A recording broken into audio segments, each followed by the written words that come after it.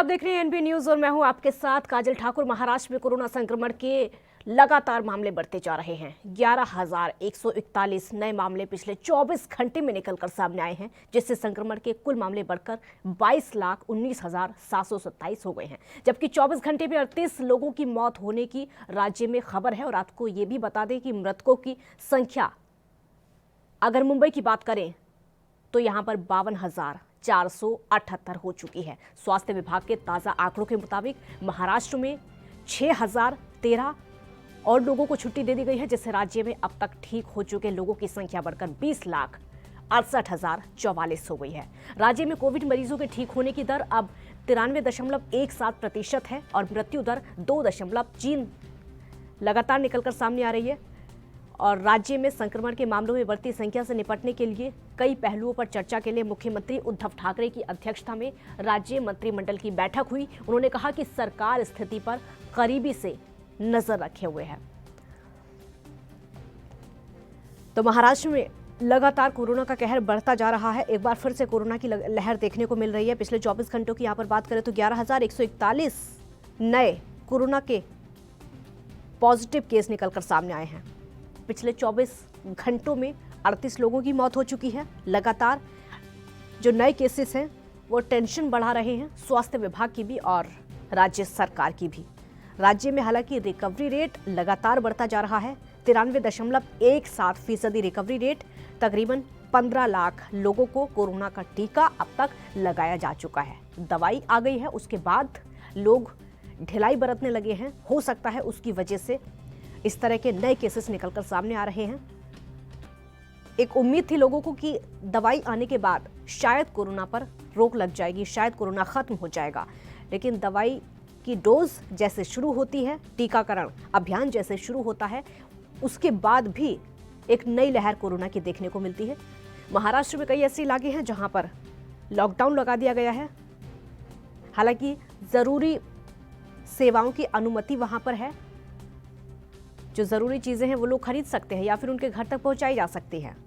लेकिन पूरा एहतियात इस समय बढ़ता जा रहा है ताकि लापरवाही को और ज्यादा ना बढ़ाया जा सके और कोरोना की रफ्तार को यहीं पर थामा जा सके। तो महाराष्ट्र में कोरोना संक्रमण के 11,141 नए मामले निकलकर सामने आए हैं, जिससे संक्रमण के कुल मामले बढ़कर 22,19,727 हो गए हैं। जबकि 24 घंटे में 38 लोगों की मौत होने से राज्य में मृतकों की संख्या 52,478 हो गई है।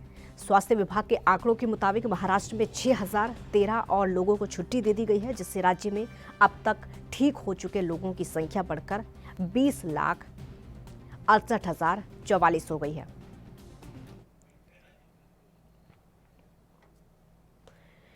मुरारी सिंह मुंबई से और राजीव तिवारी दिल्ली से इस समय संवाददाता हमारे साथ फोन लाइन पर जुड़ चुके हैं। मुरारी, पहले आप ही का रुख करूंगी क्योंकि महाराष्ट्र में इस समय जिस तरह के हालात हैं, बहुत ज्यादा चिंता स्वास्थ्य विभाग की भी बढ़ रही है और सरकार की भी। काजल, ये कहना गलत नहीं होगा। जिस तरीके से एक सप्ताह में आंकड़ों में कहीं से कोई भी सुधार होता हुआ दिखाई नहीं दे रहा है, चाहे मुंबई हो या ठाणे हो या फिर महाराष्ट्र के अन्य जिले हो, हर जगह से नए केस लगातार बढ़ते जा रहे हैं। महाराष्ट्र सरकार सहित बृहन मुंबई महानगर पालिका के लिए काफी चिंता का विषय है और यही वजह है कि लगातार महाराष्ट्र सरकार और मनपा की तरफ से अलर्ट जारी किया जा रहा है, लोगों को सतर्क किया जा रहा है। बावजूद उससे स्थिति नियंत्रण में नहीं आ रही है। जी काजल, लॉकडाउन की स्थिति लगातार देखने को मिल रही है। कई इलाकों में लॉकडाउन लगा दिया गया है। कौन कौन से वो इलाके हैं? काजल, देखिए, महाराष्ट्र का पुणे, औरंगाबाद, अहमदनगर, वाशिम, धुले, ऐसे जो ये जिले हैं, यहाँ पर जो है कि नाइट कर्फ्यू है। और मुंबई की बात करें तो मुंबई में लगभग 1100 से 1200 ऐसी सोसाइटियां हैं जिन्हें सील किया गया है। मनपा की तरफ से गेट पर बोर्ड लगाए गए हैं ताकि वहां पर किसी तरीके से स्थिति को नियंत्रण किया जाए। बड़ी बात यह है कि मुंबई के जो स्लम इलाके हैं, यहाँ पर कोरोना ने अभी तक दस्तक नहीं दिया है, चाहे वो एशिया की सबसे बड़ी झोपड़पट्टी धारावी हो या फिर मालवनी हो या पठानवाड़ी। तो इन इलाकों में अभी दस्तक कोरोना ने दूसरी बार नहीं दिया है। अगर समय रहते लोग सतर्क नहीं रहे, सावधानी नहीं बरती गई और एक बार फिर इन स्लम इलाकों में अगर कोरोना ने दस्तक दिया तो हालात बिगड़ सकते हैं। जी ये आप हमारे साथ बने रहिए। राजीव तिवारी भी दिल्ली से इस समय जुड़े हुए हैं। राजीव, दिल्ली में कैसे हालात हैं, अपडेट बताइए। देखिए, बिल्कुल बताया जिस तरीके से लगातार जो पूरे देश के अंदर कोरोना की स्थिति बिल्कुल बिगड़ती नजर आ रही है, तो वहीं ना कहीं दिल्ली के अंदर भी कहीं ना कहीं काफी स्थिति बिगड़ती नजर आ रही है। मगर जिस तरीके से बात करें सोशल डिस्टेंस, तो बिल्कुल बाजारों में देखने को नहीं मिल रहा है। यहाँ तक कि व्यक्ति जो है एक दूसरे से चिपक कर चलने को मजबूर है। कहीं ना कहीं भीड़ इतनी ज्यादा हो चुकी है क्योंकि सोशल डिस्टेंसिंग सिर्फ नाम के लिए रह गया। बात करें मास्क की, तो मास्क के लिए भी कहीं ना कहीं पहले जुर्माना लगाया जाता था, अब वो जुर्माना बिल्कुल नहीं है। और यहाँ तक कि जो जुर्माने का डर था लोगों के अंदर, वो भी बिल्कुल भी नहीं रह गया। मगर कहीं ना कहीं जनता को जागरूक होना पड़ेगा और कहीं ना कहीं जो वैक्सीन का इंतजार था, बेशक वैक्सीन मिल चुकी है और वैक्सीन जनता तक मिलने भी स्टार्ट हो चुकी है, मगर कहीं ना कहीं सरकारों की जो मुहिम है कि जनता को अभी सोशल डिस्टेंसिंग और मास्क के यूज के लिए कहा जाए ताकि लोगों तक एक मैसेज जा सके कि जनता जो है वो कहीं ना कहीं अभी भी संभल कर रह सके। क्योंकि जिस तरीके से अभी भी स्थिति बिगड़ रही है, उससे कहीं ना कहीं साफ जाहिर है कहीं ना कहीं आने वाले दिनों के अंदर और ज्यादा स्थिति बिगड़ सकती है। जी, को लेकर दिल्ली में क्या हालात है, स्कूलों को लेकर सबसे ज्यादा, क्योंकि बच्चों को सबसे ज्यादा खतरा रहता है क्योंकि एक दूसरे के संपर्क में आते रहते हैं। देखिए, बिल्कुल बता दें, जैसे की बात करें दिल्ली सरकार की स्कूलों की, तो कहीं ना कहीं स्कूलों के लिए दिल्ली सरकार बिल्कुल तैयार है, मगर स्कूलों को अभी खोला नहीं जा रहा है। मगर सिर्फ 9वीं क्लास से लेकर 12वीं क्लास तक के स्कूल खोले गए हैं ताकि वो बड़े बच्चे होते हैं और बड़े बच्चे थोड़े बहुत मैनेज कर सकते हैं, सोशल डिस्टेंसिंग भी कर सकते हैं। वहीं बात करें स्कूलों की, तो स्कूलों की तरफ से भी कहीं ना कहीं सोशल डिस्टेंसिंग के लिए खास तौर पर ध्यान दिया जा रहा है, मास्क तक का यूज किया जा रहा है। और जब बच्चे स्कूल के अंदर प्रवेश करते हैं तो उनके ऊपर पहले फीवर चेक किया जाता है, उसके बाद में उन्हें सैनिटाइजर दिया जाता है और इसके बाद में ही उनका मास्क चेक करके अगर किसी बच्चे के पास मास्क नहीं है तो मास्क भी दिया जाता है। मगर जिस तरीके से पूरी स्थिति चल रही है उससे साफ जाहिर है कहीं ना कहीं दिल्ली सरकार की कुछ खामियां जरूर हैं, क्योंकि जिस तरीके से बाजारों के अंदर भीड़ है, लगातार भीड़ बढ़ रही है, जब तक कि मास्क का यूज नहीं किया जा रहा है तो कहीं ना कहीं खतरा बिल्कुल बना हुआ है। और उसी को लेकर कहीं ना कहीं दिल्ली सरकार जो है वो बिल्कुल जागरूक करने की कोशिश कर रही है जनता को, मगर अभी तक जो स्थिति है वो कहीं ना कहीं चौंकाने वाली है। क्योंकि जो पहले सिविल डिफेंस के जवान लगाए जाते थे, यहाँ तक कि एसडीएम की टीम लगाई जाती थी, दिल्ली पुलिस के जवानों को ऑर्डर दिया जाता था कि बाजारों के अंदर सोशल डिस्टेंसिंग ध्यान रखना है, अभी कोरोना जैसी महामारी चल रही है, मगर अब वो चीज नहीं है, ना ही वो अधिकारी गौर कर रहे हैं इन चीजों पर और ना ही जनता गौर कर रही है। क्योंकि जिस तरीके से इलेक्शन प्रचार के अंदर भी देखने को मिला, जब वो चुनाव थे 5 सीटों पर, उसके अंदर भी जो बड़े नेता थे या छोटे नेता थे, तमाम सभी तरीके के लोगों ने रूल तोड़े गए थे, कोरोना की गाइडलाइन तोड़ी गई थी, मगर जिस तरीके से बात करें उनके ऊपर जुर्माना की तो वो भी नहीं किया गया। तो इसी की वजह से जनता भी कहीं ना कहीं अवेयरनेस महसूस कर रही है और कहीं ना कहीं जागरूक नहीं हो पा रही। क्योंकि जब बड़े लोगों को नहीं हो रहा कोरोना तो कहीं ना कहीं छोटे लोगों के अंदर भी यही धारणा है कि बड़े नेताओं को नहीं होता, छोटे लोगों को भी नहीं हो पाएगा। मगर बात करें जनता की, तो जनता कहीं ना कहीं यही समझ रही है अभी भी, मगर उनके लिए भी यही कहा जा रहा है कि वायरस अभी खत्म नहीं हुआ, वैक्सीन का इंतजार जरूर था, वैक्सीन का इंतजार पूरा हो चुका है, मगर हर व्यक्ति तक वैक्सीन अभी पहुंच नहीं पाई है। और कहीं ना कहीं जो ग्राउंड लेवल के जो लोग हैं उन तक भी वैक्सीन पहुंचाने की प्रक्रिया बिल्कुल जारी है, मगर देखना होगा आने वाले समय तक कि वैक्सीन का जो इंतजार था वो खत्म हो जाएगा। मगर कोरोना जैसी महामारी से बचने के लिए अभी सोशल डिस्टेंसिंग, मास्क और सैनिटाइजर का यूज करना जरूरी है। जी, आप हमारे साथ बने रहिए। अगला सवाल मैं मुरारी से लूंगी क्योंकि महाराष्ट्र की स्थिति के बारे में जानना बहुत जरूरी है। महाराष्ट्र सरकार की तरफ से स्कूलों के लिए क्या गाइडलाइंस है इस समय?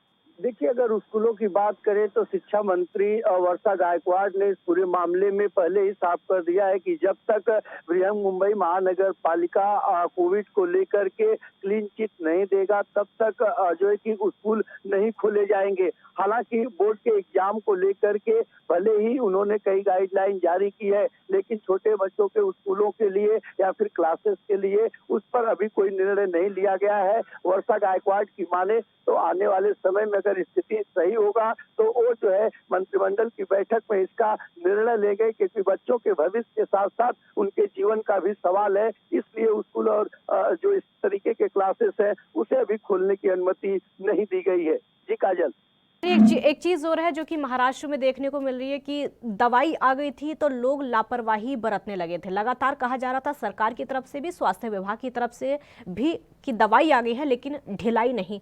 क्या ढिलाई बरती गई है? उसके बावजूद देखा गया है दोबारा से कोरोना की लहर शुरू हुई है।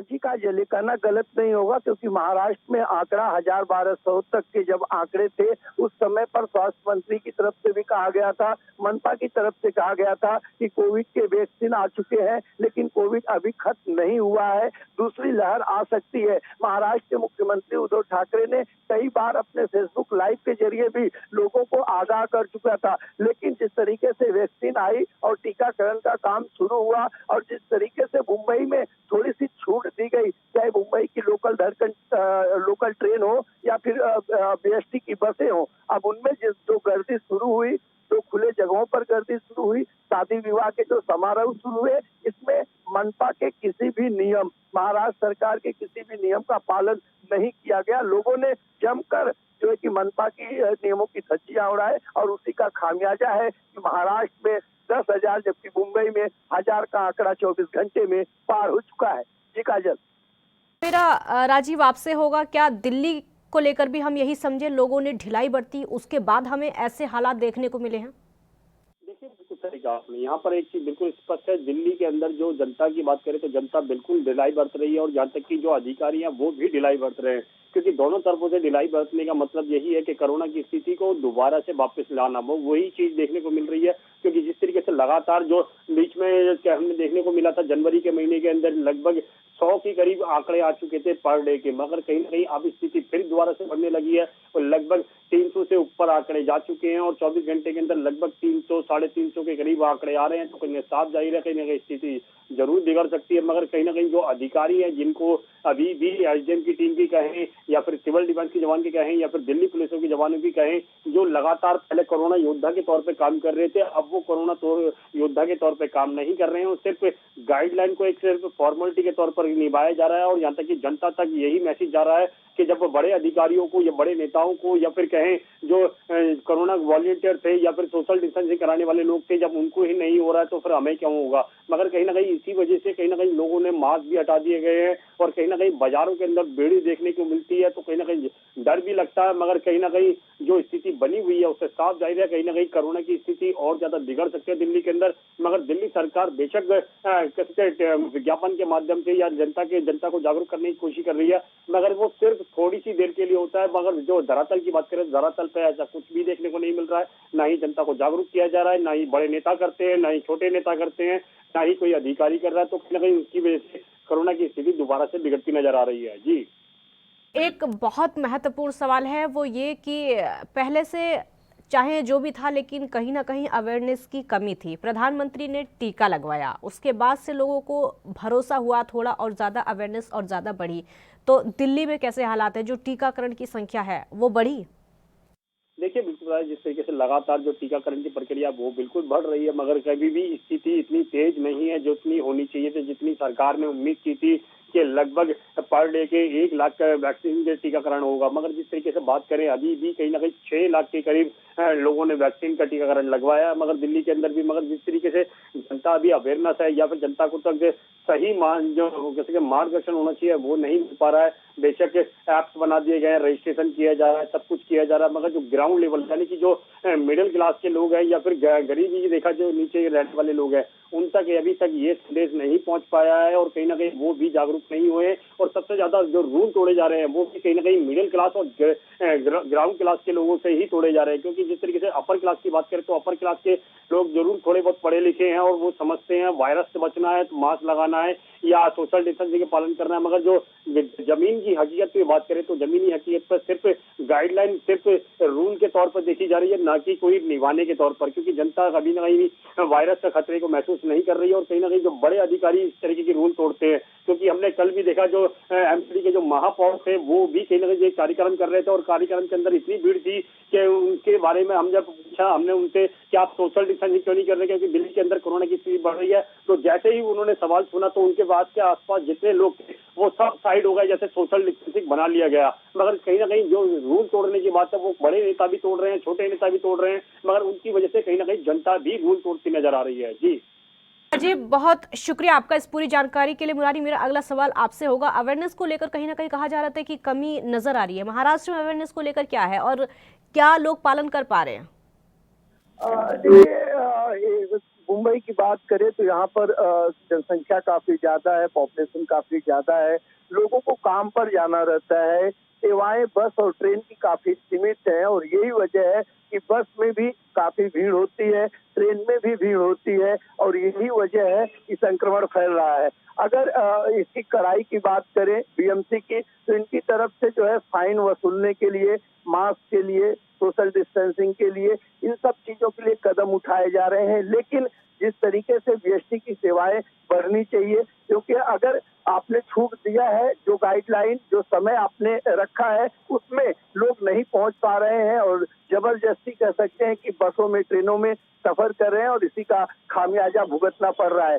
मनपा की तरफ से तमाम स्टेशनों पर मशीनें रखी गई है, टेम्परेचर की मशीनें हैं, ताकि अगर वहां पर लोग जाएं तो उनका चेकअप हो और इस तरीके की स्थिति में सुधार आए। लेकिन मुंबई की बात करें या मुंबई से सटे ठाणे या फिर महाराष्ट्र के जो 5 जिले इस समय कोरोना की सबसे ज्यादा चपेट में है, हर जगह पर लोगों की लापरवाही कोरोना को बढ़ाने की बात कही जा रही है। ऐसे में प्रशासन और महाराष्ट्र सरकार दोनों चाहते हैं कि जनता खुद जागरूक हो। जिस तरीके से पहली लहर में जनता ने सपोर्ट किया था, जनता ने सहयोग दिया था और नियमों का पालन किया था, उसी तरीके से इस बार भी सपोर्ट करें, नहीं हालात बिगड़ सकते हैं। 2 दिन पहले महाराष्ट्र के मुख्यमंत्री ने 10,000 के आंकड़े पार होने पर खुद उन्होंने कहा कि हालात बिगड़ रहे हैं, अगर लोग समझदारी, सूझबूझ के साथ इस स्थिति से नहीं निपटे तो हालात बिगड़ सकते हैं और मजबूरन की कदम उठाने पड़ सकेंगे। जी, आप बने रहिए हमारे साथ। गणेश तिवारी मध्य प्रदेश से संवाददाता भी जुड़ चुके हैं। गणेश, मध्य प्रदेश में क्या हालात है इस समय कोरोना को लेकर, और सबसे बड़ी बात जागरूकता को लेकर क्या अपडेट है? देखिए, मध्य प्रदेश की अगर बात की जाए तो बीती रात जो रिपोर्ट आई है उसमें अगर मध्य प्रदेश की कोरोना संक्रमण केस की बात की जाए तो 429 नए केस सामने आए हैं और जिनको मिलाकर अब मध्य प्रदेश की बात की जाए तो जो संक्रमितों की संख्या है वो 2,64,643 तक पहुंच गई है। लेकिन अगर जागरूकता की बात की जाए तो सरकार लगातार लोगों को जागरूक कर रही है, क्योंकि एक बार फिर कोरोना का जो नया स्ट्रेन आया है वो तेजी से फैल रहा है और जो लंदन से जो ये यूके का जो कोरोना है ये काफी घातक भी सिद्ध हो रहा है। इस वजह से सरकार लगातार जगह जगह पर जागरूकता अभियान चला रही है और लोगों से भी अपील कर रही है कि जो मास्क है और सोशल डिस्टेंसिंग है उसका भरपूर उपयोग करें और उसका मास्क को जरूर पहने, क्योंकि कोरोना संक्रमण अभी वैक्सीन जो लग रही है वो कुछ लिमिटेड लोगों को ही लग रही है, जिसकी वजह से अभी सभी आम नागरिकों को वैक्सीन नहीं मिल पाई है।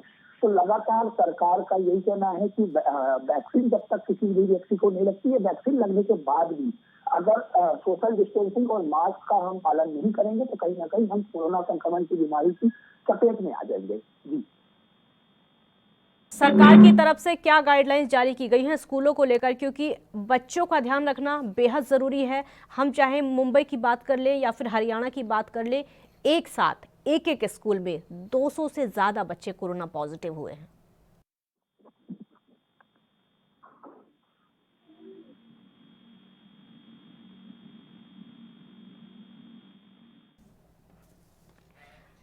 गणेश तिवारी, मेरी आवाज़ सुन पा रहे हैं आप? जी जी, बिल्कुल बिल्कुल। तो यह है कि स्कूलों को लेकर क्या हालात है, क्योंकि महाराष्ट्र में हमने देखा एक स्कूल से 200 से ज्यादा बच्चे कोरोना पॉजिटिव निकले। हरियाणा में भी लगभग ऐसे ही हालात हैं, वहां पर क्या है? देखिए, स्कूलों की बात करें तो जो स्वास्थ्य विभाग ने पूरी तरह से गाइडलाइन जारी की है कि किसी भी बच्चों को संक्रमण कोरोना के वायरस का संक्रमण ना हो। उसके लिए पहली चीज तो जो स्कूल है वहां पर साफ दिशा निर्देश दिए गए हैं कि कोरोना की समीक्षा की जो गाइडलाइन बनाई गई है उसका पूरी तरह से स्कूल जितने भी स्कूल हैं उन्हें पालन करना होगा। काफी भीड़ वहां पर किसी भी तरह से ऐसे भी कोई आयोजन या फिर ऐसी भीड़ इकट्ठी नहीं करनी होगी और अगर कोई भी व्यक्ति स्कूलों में प्रवेश करता है तो मास्क और सैनिटाइजर और सोशल डिस्टेंसिंग का पूरा उन्हें पालन करना होगा। हालांकि अगर अभी तक की बात करें तो हालांकि मध्य प्रदेश में अभी भी किसी तरह से ऐसी कोई खबर नहीं आई है जहां पर स्कूलों में किसी को बच्चे को या फिर स्कूल तरह से कोई स्कूल कोरोना की चपेट में आ गया हो। लेकिन सरकार पूरी तरह से इस पर अलर्ट है और लगातार दिशा निर्देश और गाइडलाइन जारी करते हुए रोको टोको अभियान भी सरकार चला रही, जगह जगह पर रोको टोको अभियान के तहत लोगों को जागरूक भी कर रही है। ठीक है, अगला सवाल मेरा मुरारी से होगा, उसके बाद समय की भी कमी। मुरारी, अभी लास्ट अपडेट क्या है मुंबई का? कोरोना को लेकर, सबसे बड़ी बात जागरूकता को लेकर और टेस्टिंग को लेकर? देखिए काजल, जिस तरीके से स्थिति यहाँ पर बिगड़ रही है, ऐसे में जानकारी है कि महाराष्ट्र सरकार आज स्वास्थ्य विभाग और मनपा कर्मचारियों के साथ चर्चा करेंगे और कई उचित कदम उठाए जा सकते हैं, क्योंकि आंकड़ा प्रतिदिन बढ़ रहा है। 10,000 था, अभी 11,000 का आंकड़ा पहुंचा है। मुंबई की बात करें तो स्टार्टिंग 720 से हुआ था और आंकड़ा अब 1300 के पास पहुंच रहा है। तो हालात बिगड़ रहे हैं। मुख्यमंत्री आज बिल्कुल, बहुत शुक्रिया आपका इस पूरी जानकारी के लिए। बहुत शुक्रिया गणेश तिवारी। अगला सवाल मेरा आपसे ही होगा, क्योंकि कई राज्य सरकारों की तरफ से गाइडलाइंस जारी ये की गई है कि अगर दूसरे राज्यों से कोई आता है तो उनकी टेस्टिंग की जाएगी, बाकायदा पूरी जांच के बाद ही उनको राज्य में प्रवेश करने दिया जाएगा। मध्य प्रदेश में क्या है, ऐसी कोई गाइडलाइंस सरकार की तरफ से? निश्चित तौर पर काजल, यहाँ पर मध्य प्रदेश सरकार ने एक गाइडलाइन जारी की है। अगर कोई भी व्यक्ति मध्य प्रदेश में महाराष्ट्र से फिर या अन्य राज्यों से मध्य प्रदेश से प्रवेश करता है तो उससे पहले जो कोरोना की रिपोर्ट है, जो सैंपल जांच है, जो रिपोर्ट उसने कराई है, उसको रिपोर्ट दिखाना होगा। अगर वह उसकी रिपोर्ट निगेटिव है तो ही उसे प्रवेश दिया जाएगा। अगर उसकी रिपोर्ट निगेटिव आती है तो उसे जो भी नजदीकी जो स्वास्थ्य केंद्र होगा जहाँ पर भी बिल्कुल बिल्कुल बिल्कुल। हमारे साथ इस समय डॉक्टर आर के तुली जुड़ चुके हैं। बहुत स्वागत है सर आपका। हाँ डॉक्टर साहब, मेरा पहला सवाल आपसे यही होगा कि लोगों को उम्मीद थी जब कोरोना वैक्सीन आ गई थी तो कि अब कोरोना खत्म हो जाएगा, सबको वैक्सीन लगेगी, 1-2 डोज मिलेंगी, उसके बाद कोरोना खत्म हो जाएगा। लेकिन अब हम देख रहे, चाहे महाराष्ट्र की बात हो या फिर अन्य राज्यों की बात हो, एक बार फिर से लहर शुरू हो गई है। क्या लग रहा है आपको इसके पीछे? देखिए, समझने की बात है कि कोरोना वैक्सीन आ तो गई है, परंतु इस 137 करोड़ आबादी के देश में लगभग मात्र 2 करोड़ लोगों को ही अभी तक ये वैक्सीन लग पाई है और इसमें ज्यादातर लोगों को अभी एक ही डोज लगी है। तो इस वैक्सीन को जब तक देश की 75 से 80% आबादी को वैक्सीन नहीं लग जाती, तब तक आप ये नहीं कह सकते कि वैक्सीन अब इफेक्टिव हो गई है और हमने कोरोना को जीत लिया है। तो इस बात को मद्देनजर रखते हुए कि मात्र 2 करोड़ यानी कि 1.5% लोगों को हमारे देश में अभी तक वैक्सीन उपलब्ध हुई है और हमें धीरज के साथ इस अभियान से जुड़े रहना है और देशवासियों को, हर किसी को वैक्सीन, और अभी जो वैक्सीन लग रही है ये सिर्फ इमरजेंसी लिमिटेड यूज के लिए है, ये अभी जनरल यूज के लिए नहीं आई है। जैसे आप जानते हैं कि वैक्सीन मात्र 60 की उम्र के ऊपर लोगों के लिए आई गई है, या जो लोग कोमॉर्बिडिटी, जिनको दूसरी बीमारी, डायबिटीज है, हाइपरटेंशन है, हार्ट डिजीज है, स्ट्रोक है, उनको ऑटो इम्यून डिसऑर्डर्स हैं, कैंसर है, तो उन लोगों के लिए 45 के ऊपर जिनको ये प्रॉब्लम है, उनके लिए मात्र ये वैक्सीन अभी सरकार ने मंजूर की है। डॉक्टर आर के तुली, एक चीज़ आपसे समझना चाहेंगे जो कि बहुत ज़रूरी है और लोग भी समझना चाहते हैं हमारे देश के, ये जो वैक्सीन जिसको लग रही है, वैक्सीन लगने के बाद भी क्या कोरोना का खतरा है उस व्यक्ति को जिसको वैक्सीन की 2 डोज लग जाएंगी उसके बाद? थोड़ा धीरज रखिए, पहले ये सोचिए कि वैक्सीन को इफेक्टिव होने के लिए जरूरत है कि देश के लगभग 3/4 आबादी को जब तक वैक्सीन नहीं लग जाती, और इसको लगने के लिए काफी समय चाहिए। पर इस दौरान हम जो हमारी प्रिवेंशन है, जो इसके रोग को बचाने की जो क्रिया है, जैसे कि सेफ डिस्टेंस रखा जाए, मास्क का नित्य इस्तेमाल हम करें और अपना हैंड सैनिटाइजेशन रखें, तो इन चीजों के ऊपर हमें ध्यान देना है। वैक्सीन लगने में तो समय लगेगा और कम से कम कितनी भी तेजी हो तो कई महीने का उसमें टाइम आएगा। पर इससे पहले मैं एक होलिस्टिक मेडिसिन फिजिशियन यानी कि एक संपूर्ण चिकित्सक होते आपकी चैनल के माध्यम से देशवासियों से अपील करूंगा और हमारे प्रिय प्रधानमंत्री जी, हमारे स्वास्थ्य मंत्री जी श्री अमित शाह जी से भी निवेदन करूंगा कि वो देशवासियों की सेहत उद्धार का बेड़ा उठाएं। उसके लिए वो देश को बहुत नेतृत्व की जरूरत है कि हम अपनी सेहत बढ़ाएं, जिससे हमारी जीवन शैली, हमारी वैदिक का जो ज्ञान है उसका हम फायदा उठाएं, अपने देशवासियों की सेहत में सुधार लाएं, जिससे कि हमारी सेहत अच्छी होगी तो हमारा रोग प्रतिरोध शक्ति अच्छी होगी, हमारा जो प्राकृतिक कवच है संक्रमण से वो हमें बचाएगा, और हम अपनी जीवन शैली को सुधारें, अपनी खान पीन को सुधारें, अपने दिनचर्या में थोड़ा व्यायाम करें, योग अभ्यास करें, और आयुर्वेदिक का जैसे सात्विक डाइट की जाती है उसका इस्तेमाल करें। और जो लोग बेचारे कोविड से पीड़ित हो चुके हैं, उनको पोस्ट कोविड सिंड्रोम की समस्या से, तो उनको इसमें हमारी जो प्राचीन भेदन क्रिया, जिसको आज एक्यूपंक्चर प्रणाली के नाम से जाना जाता है, उसका भी लाभ उठा के इन लोगों को जल्दी से जल्दी ठीक करें। तो जो लॉन्ग टर्म समाधान है वो वैक्सीन में भी नहीं है, क्योंकि आप जानते हैं कि वैक्सीन की जो वायरस है उसकी म्यूटेशन हो जाती है, पता नहीं आने वाले समय में आ जाएंगे, इसके वायरस के वेरिएंट आ जाएंगे, क्या वो इस वैक्सीन में कारगर ये साबित होगी कि नहीं होगी, इसका किसी को मालूम नहीं है।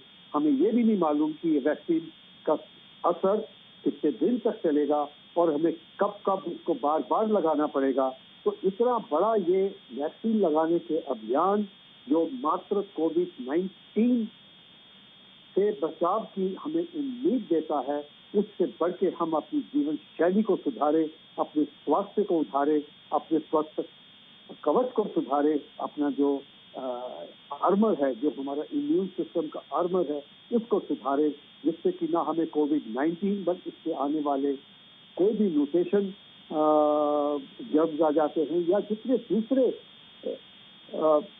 कीटाणु हमारे वातावरण में आने वाले समय में हमें नुकसान कर सकते हैं, इन सब से हमें रक्षा कवच मिलेगा और हमारी सेहत में सुधार होगा।